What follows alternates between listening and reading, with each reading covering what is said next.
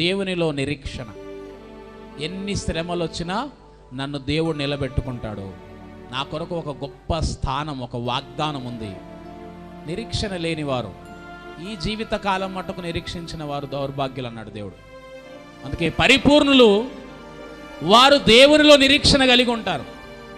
ఈ లోక సంబంధమైనవి వారికి లభించకపోయినా, మహాశ్రమలు వారి జీవితంలో వచ్చిన వారు నిరీక్షణ కలిగి ఆ పరిస్థితులన్నిటినీ ఓపికతో జయిస్తారు. పరలోక సంబంధమైన నిరీక్షణ ఎవరిలైతే ఉండదో వారు మధ్యలో పడిపోతారు.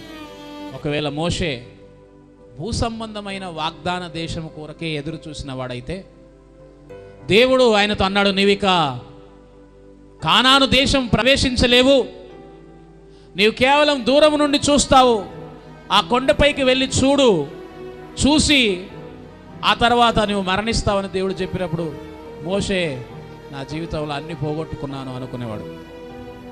కానీ మోషే ఎప్పుడు కూడా దేవుడు పాలు తేనెలు ప్రవేశించే దేశం అని చెప్పినా దాని కొరకు తన ప్రజలు నడిపిస్తున్నా ఆయన నిరీక్షణ మాత్రం పరలోకం కోసం ఉంది.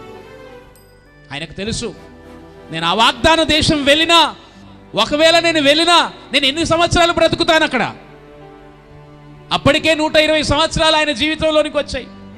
కనుక నేను ఎక్కువ రోజులు ఆ వాగ్దాన దేశంలో నేను నిజంగా ఉండలేను. ఆయనకు కూడా తెలుసు. మరి ఎందుకు ప్రయాసపడుతున్నాడు?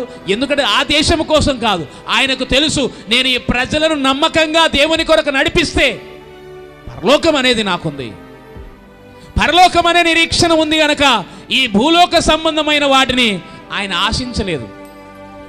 40 సంవత్సరాలు కష్టపడ్డాడండి మోషే.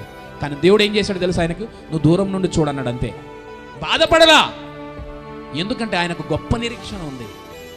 ఇంత కష్టపడ్డ నాకు కనీసం అందులోనికి వెళ్ళి ఒక 4 రోజులు బ్రతికే ఆ చివరి దినాలైనా ఆ పాలు తేనెలు ప్రవహించే దేశంలో అయ్యా నేను బ్రతికే అవకాశం ఇవ్వవా అని అడగలేదు కూడా, ప్రాధేయపడలేదు కూడా, మొరపెట్టుకోలేదు. ఎందుకంటే ఆయన నిరీక్షణ పరలోకం కోసం ఉంది. దేని వారు మరి మనం ఎందుకు కంగారు పడిపోతుంటాం? చిన్న వాటి మనం ఎందుకు బాధపడిపోతున్నా ఈ జీవితంలో ఏదో లేదని?